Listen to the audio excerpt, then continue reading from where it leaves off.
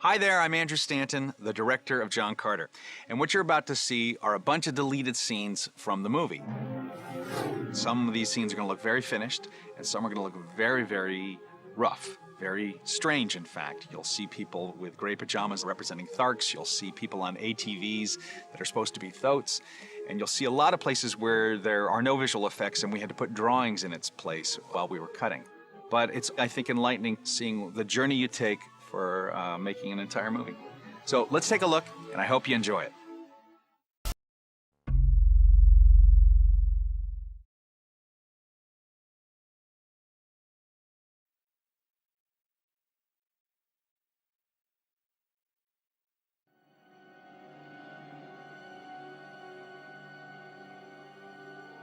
Barsoom.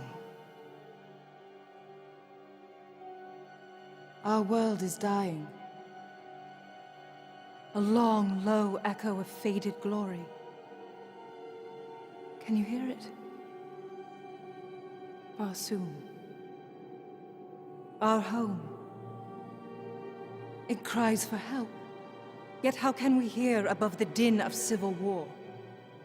A war her red men have waged for 10,000 years. On one side, Z'danga, the scavenger city, gnawing at the bones of Barsoom to fill its belly with precious radium for the 8th ray drives that allow us to sail the light of the sun. Opposing them, helium, where the iron law of survival never crushed the love of art and science. Yet we are as desperate for radium as our enemy, as trapped in the old ways.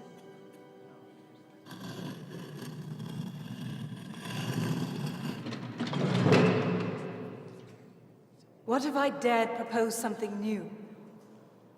Superior to radium. Right in front of our noses, all around us. Power enough to restore our lost oceans.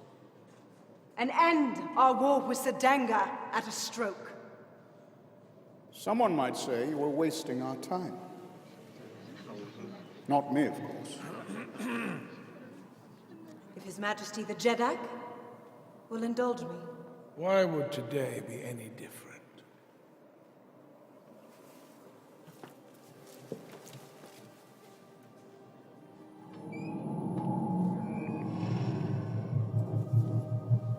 We have discovered that between each of the 8 known rays, there exists a binding force. A shadow light, if you will.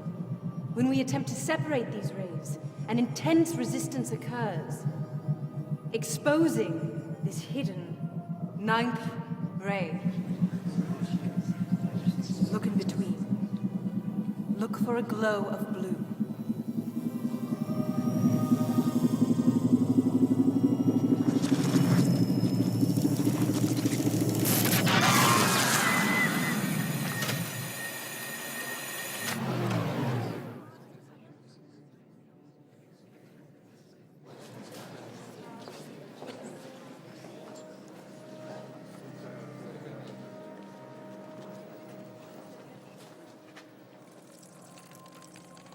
She's on the verge, Hecador. Much closer than we suspected.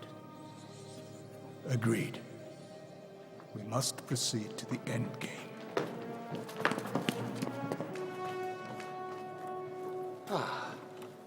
Gloomy and dispirited, just as I'd hoped. Can't us not now. Supposing I told you that a sandstorm had kicked up near Hastur, and that as the Dangan corsair had got trapped on our side of the border. Now suppose I told you that that corsair was flying the personal colors of none other than the Jeddak of Z'danga. And there's my smile. Send the 7th to reinforce the patrol. Already on their way, sir, with orders to seize Shabthan.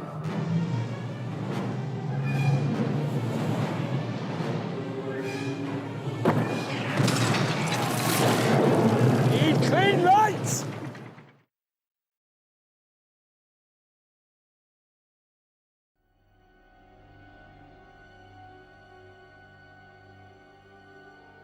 Barsoom.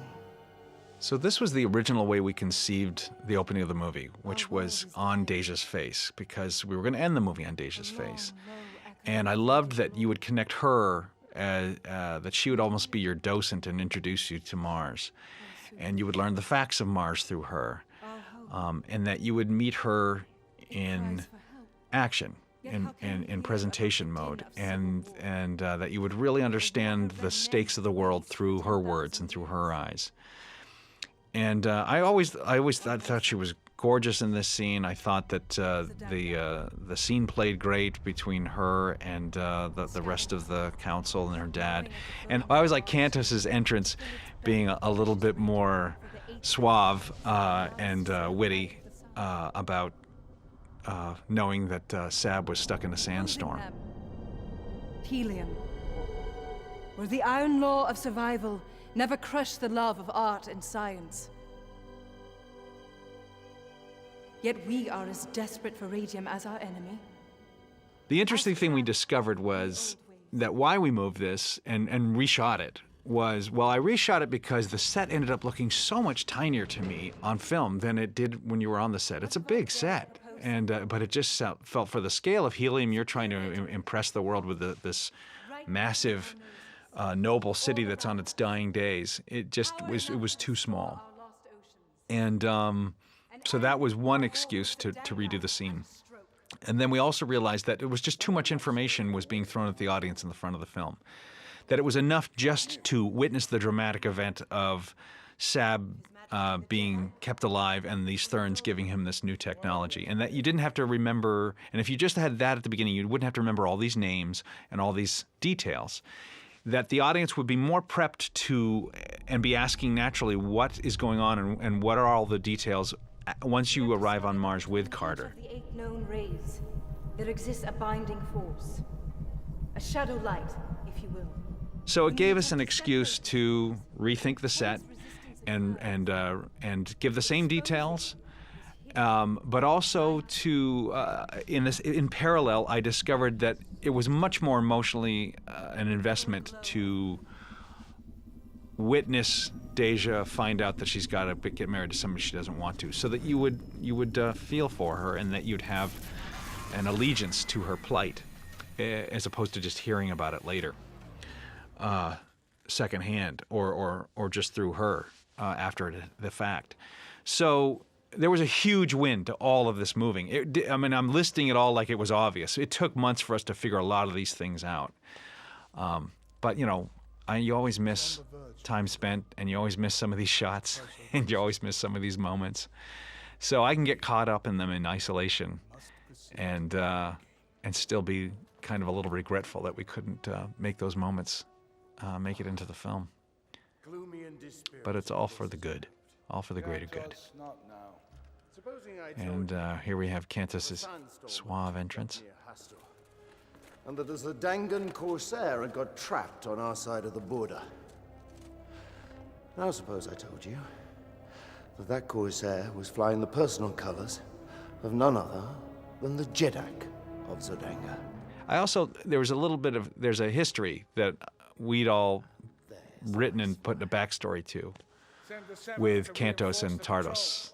And that they went through war together, they grew up together. He's sort of the unofficial uncle to Deja. And I think a lot of that will play out more if there's other films. Need clean lights!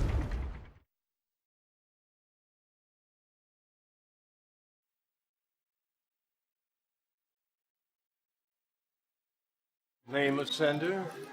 Karter. John Karter.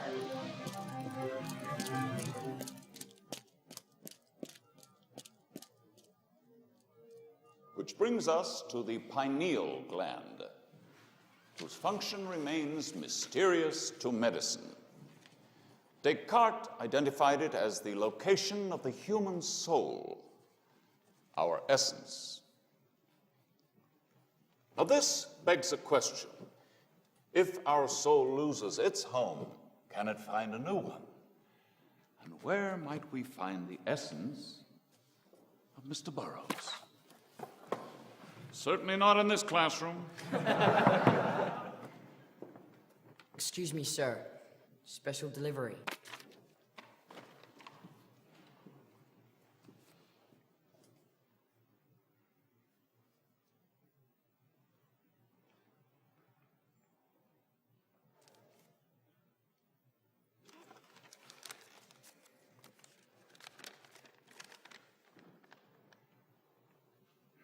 Bad news? I don't know. It's from my Uncle Jack. John Carter. John Carter of the Two Moons Mine. You rich, Edgar? Gentlemen, please. No, I haven't seen him since I was a boy. Since before the war. It was before he struck gold. He wasn't rich then. He was just Uncle Jack.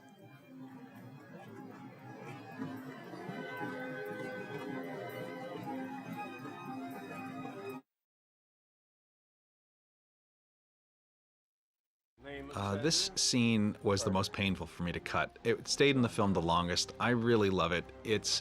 To me, it just had a little bit more intrigue and mystery, and it also just gave you a little bit more about Edgar's character. Knowing that Edgar is going to continue in other films, I thought maybe it would be good to know that he was studying medicine, because we might use that fact later.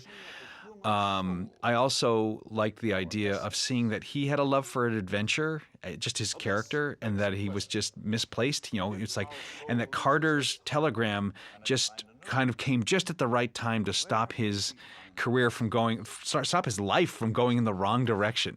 That he was truly meant to be a steward for adventure. Thus the Red Book for adventure and stuff. And I also I love this location. It was just a great scene.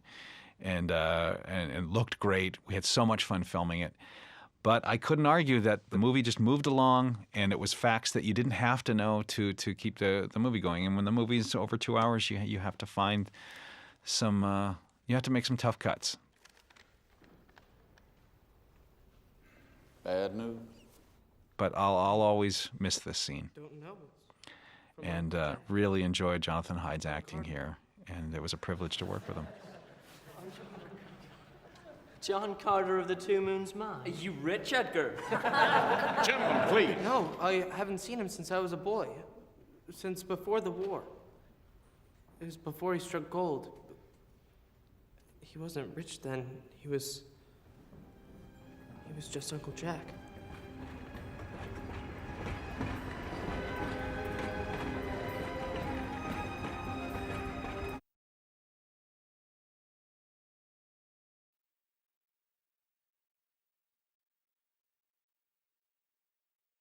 Of course, I always adored him, but it's been so long.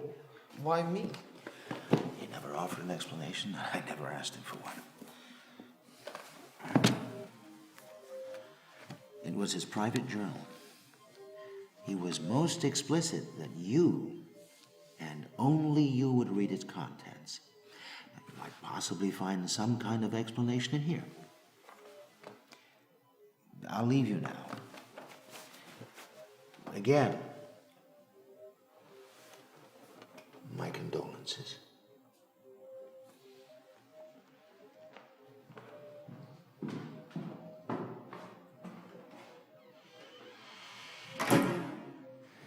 That young man in there is one lucky son of a bitch.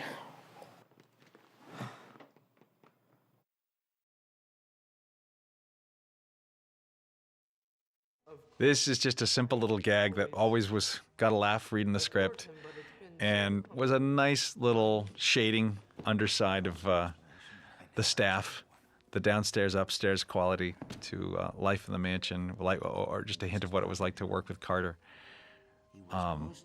But it took you out of the flow. It's a typical. You're always trying these things. Can we do a quick aside, a quick cutaway to a moment, and then get right back without losing our energy? And this is just one of those instances where, for the greater good of keeping the movie moving fast forward in the beginning, we cut it. But it was always a good smile, or if not a laugh. That young man in there He's one lucky son of a bitch.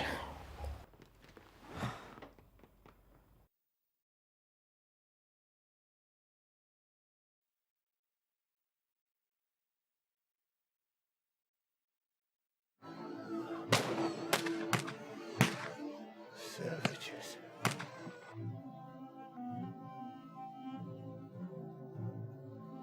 Water! I need water!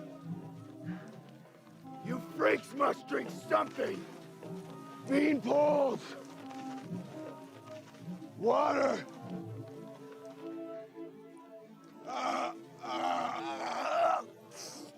Oh! That's ungodly! What is that? Well, Virginia. I don't understand! Where's my damn gold? Marta heb nontala.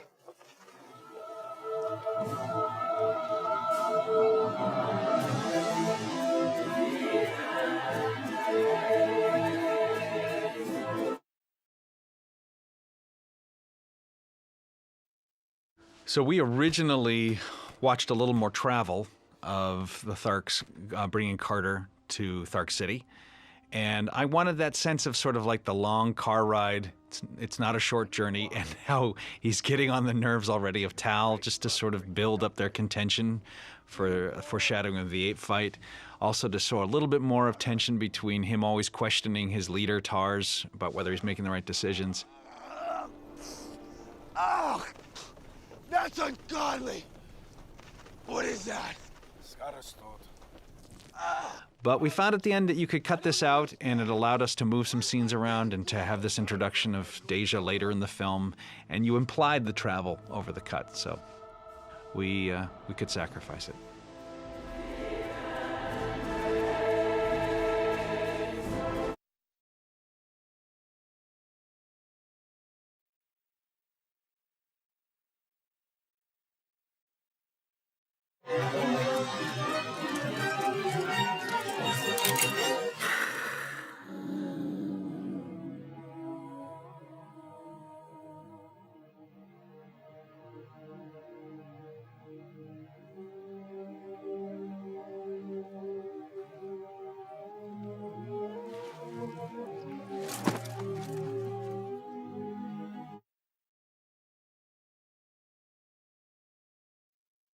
This is my other scene that I just regret so much that had to be cut from the film.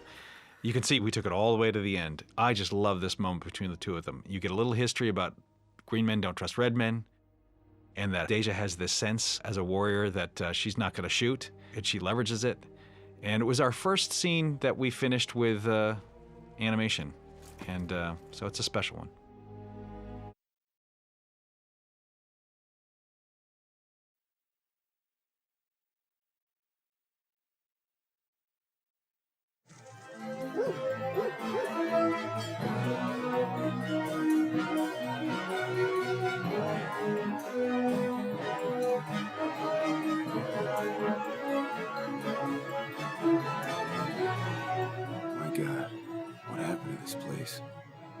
Zadenga happened.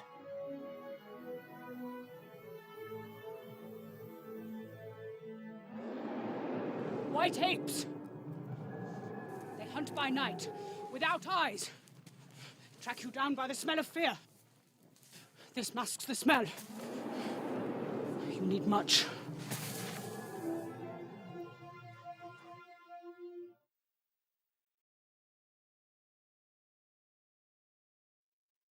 So this scene was to show a little bit more of how long the travel was for them to get across Mars, but also to disguise a setup of white apes to sort of give you a subtle sense of anticipation of what these things might look like, and you'd be a little more satisfied in the payoff later for discovering them, and also to tell you the rule that they have no eyes, that they can't see. I thought the best way to disguise it was to make it a gag at the end. By night, without eyes. Track you down by the smell of fear. And the truth is that it kind of just slowed down the pacing of the film at this point, and you didn't need that fact.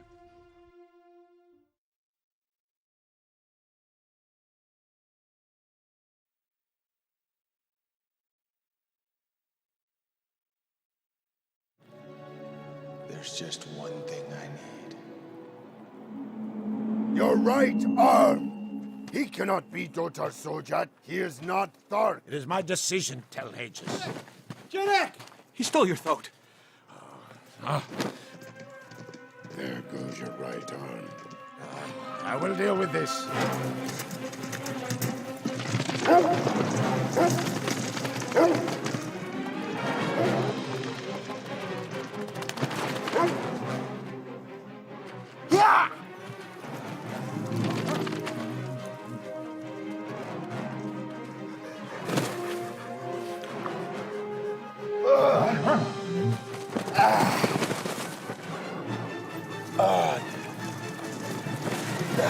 Dotar Sojat!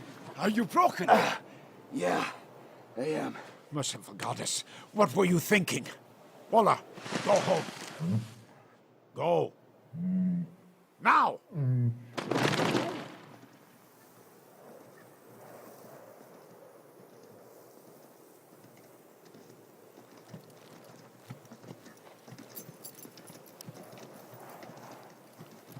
Something troubling you, Tars? When I first saw you leap up into the sky, I wished to believe it was a sign that something new could come into this world, that change is still possible. But I fear it is too late for the Tharks, too late for Sola. She's your daughter, isn't she? How? Call it a father's intuition. She does not know. She cannot. A Thark has no parent but the Horde. But you know. How? Her mother was different. She kept her egg. She carries the last flicker of our ancient greatness. Now, Tharks only see it as weakness. I can't protect her any longer.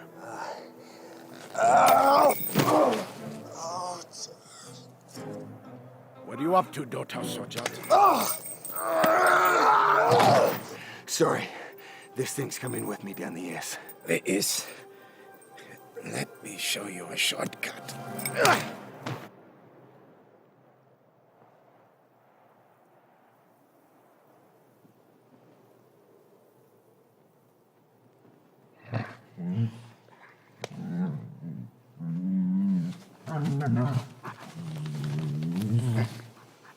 You have not eaten. Seen nothing I would consider food. Then you should close your eyes.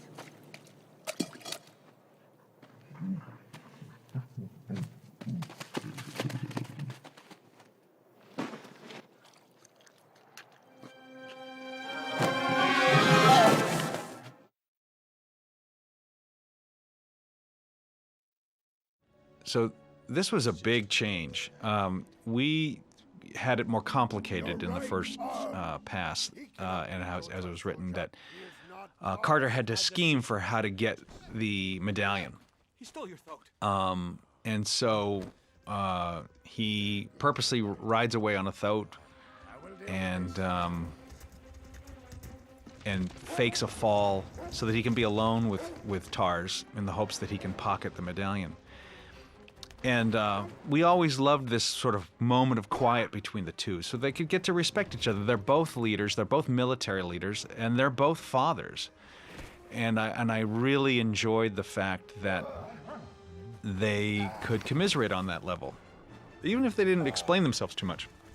It's also a little bit more fun having, it was another chance to have some fun with Willa burying himself. What were you thinking? And so all the facts that come out on their ride are not even facts, but just the feelings. The sense that Tars feels like he can confess things he could never say to any other Thark because it would show weakness and he would probably be usurped. But this weird creature that he's found he has no allegiance and he's not part of his world. So it's kind of gives him a chance to say things he couldn't say to anybody else. So it always made sense to me, and I always liked that little bonding that would begin between the two of them. It slowed the film down tremendously, and we had a big sag in the middle of the film. And so it was a real brain tease to go, how could we pick up the pace of this movie in the middle, but get this stuff out? And invariably, and I've seen this happen on many other films, you don't lose the content. You end up redistributing it in other places, in other ways. So we found that we could leverage off of the fact that they were in the temple and they shouldn't be, and make them come out already in trouble. And Sola's already had her last mark of branding, so it just made sense that now the stakes are higher. So we could just suddenly make everything at a higher energy and make Karter realize that Tars is a father of Sola under duress, and just get them escaping much sooner. And that really made a huge help to the film. The big thing I missed, though, was that Tars didn't get to tell Karter anymore. It was now cut of what his hopes were for why he kept Karter alive, for finding him. And then we suddenly realized the dungeon just before the ape fight was a perfect place for him to have regrets and to say it there.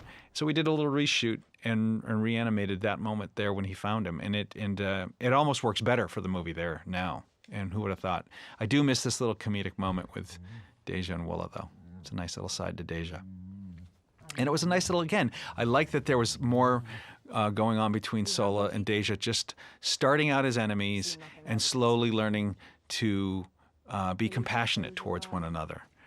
And again, had that scene earlier stayed where they were sword point to gun point, I might have missed this more, but now that they're both out, it's just an added aspect you get to enjoy in this DVD.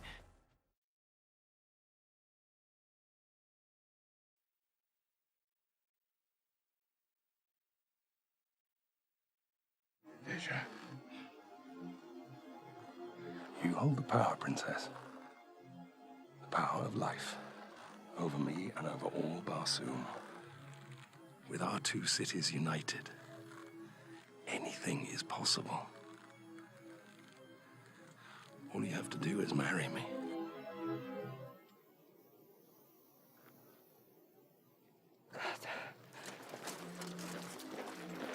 Fascinating. Save him for me. You heard me.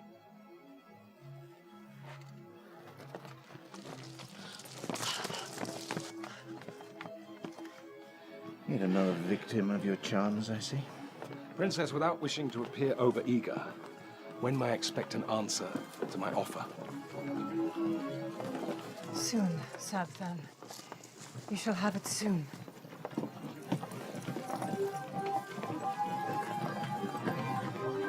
On the way.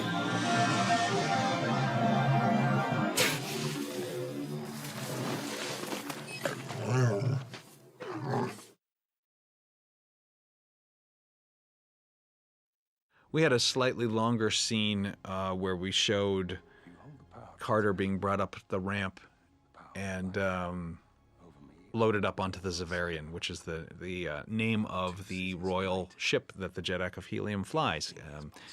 That was also cut out of the movie. It's in the books, so it is technically still the name of the ship. And it gave me a chance to have Deja be pondering Karter and what to do with him. And I just kind of liked all these characters all culminating in one scene, kind of assessing them from different points of view. Matai, Sab. And it was another chance to show Matai was always somebody next to Sab. But you can tell probably if you watch the film, there's not a huge loss for speeding it up and combining it all a little bit tighter. But we will be inside the Zavarian another day, I promise. On the way.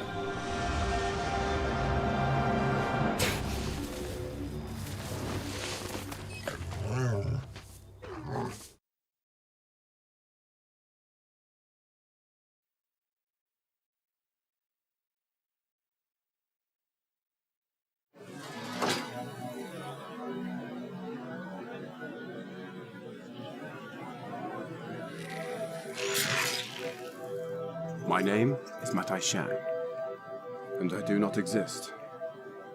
Indeed, I work very hard at it.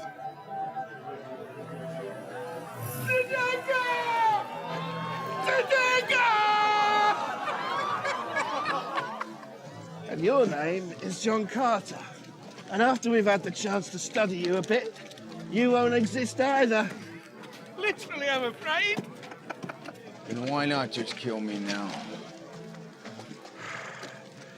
Don't try to grasp our intentions, Earthman. I may be obliged to pity you. Make way! Coming through! Excuse me. Excuse me.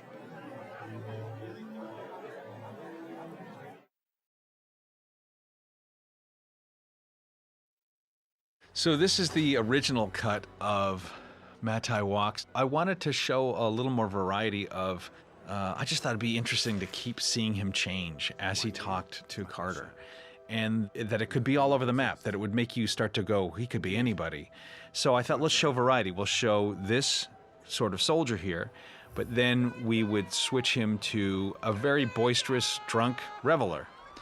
And Victor Maguire, who's known quite well, I think, in Britain on television, is a very funny guy, suddenly played this slightly dark but still humorous, boisterous guy going up the steps. And he then linked you to the old woman. And I just loved the contrast of that. And we loved his screaming of Zodanga so much. We would always say that on the set. We'd go, Zodanga! It was just one too many steps when we watched it. We loved it. It was just we had to take one of the steps out to move it along.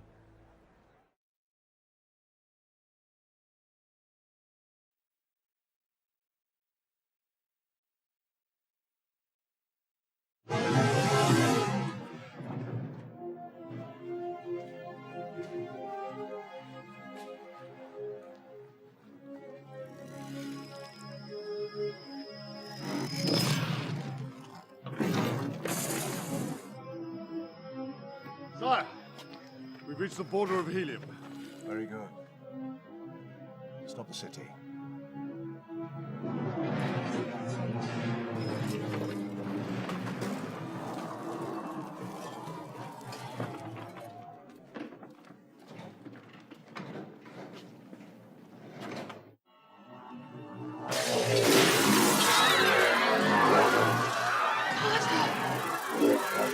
It's a trap! Today is at your walls! Do it now.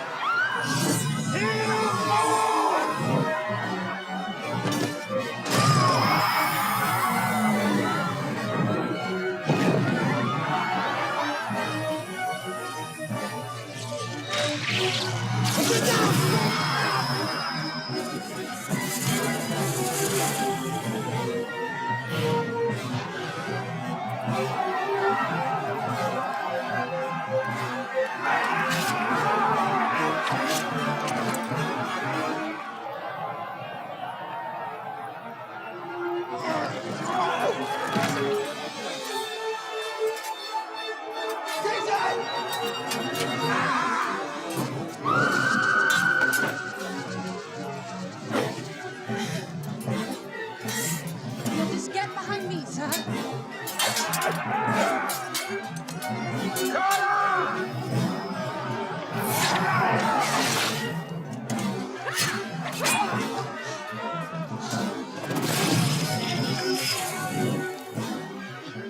It was such a nice wedding. Yes.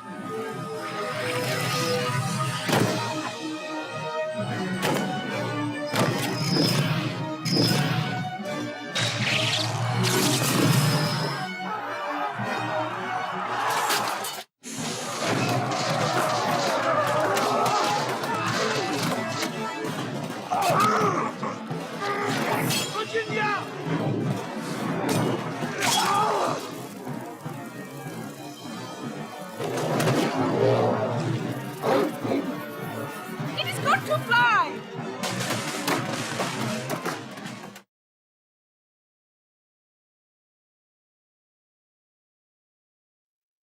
So we had a subplot with groomsmen that were going to be part of the assassination team, so that's why this scene was here. This is an amazing shot. This is all done in one take, and Mark is actually behind the camera as we're walking with the camera crew, and all of us had to be walking like this stupid little circus parade, and then the guy that was standing in the Zodangan uniform is now gone, and Mark has taken his place. Now the guy in the Zodangan uniform is standing behind us in camera. We should have filmed what it was like to shoot that. But that was just to set up the groomsmen that were part of the assassination team in the original cut of the movie. So had that scene stayed earlier with the groomsmen practicing, with Sab practicing with his sword for the first time out on what would have been a big terrace above the city, you'd now see the groomsmen become participants in the dayas dropping, and they now float, and they started flying around with guns on their arms and taking out people. And we would, that's why sections of the balcony would go away and stuff. So we found it was actually an added distraction. It really didn't have to be there. And it was kind of radical. We had always had it in there for so long, and it was really my editor, Eric Zambrun, that just said, what if we cut it out? And I was like, you can't do that. The whole thing will fall apart. And never argue with an editor. He cut that stuff out, and you didn't miss it at all. And it moved much cleaner. And so it made us go back and take out that setup scene. And again, the movie just got a little bit tighter, a little bit smarter for all that.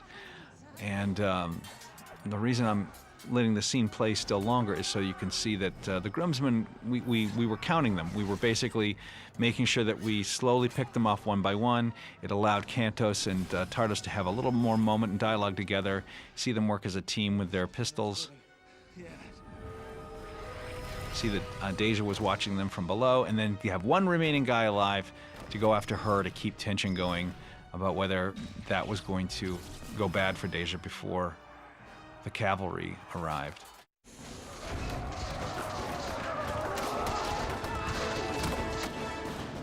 And it also gave you a little bit more of Sola's entrance. You can actually see when Sola entered, she and Willa actually had a bit of a job in getting rid of this guy here. Boom. And we were struggling with it technically, but the smartest answer ended up being that we could cut it all out.